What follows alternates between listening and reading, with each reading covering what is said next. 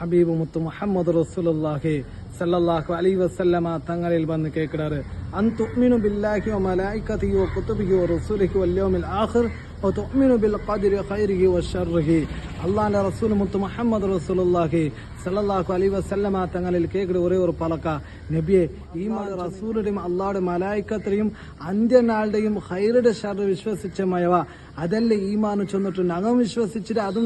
നിങ്ങൾ എല്ലാവരും വിശ്വസിച്ച് അതേ ആയിട്ടിക്കറ് അല്ല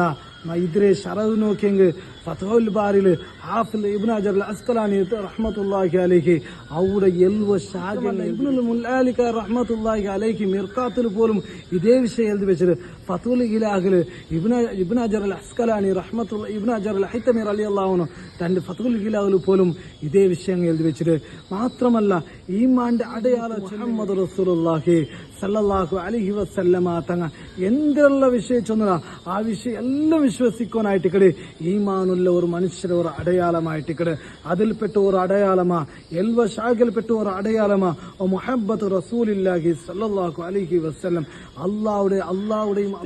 ആളായിട്ടിക്കട് ഈമാനുള്ള ഒരു മനുഷ്യരെ ഒരു അടയാള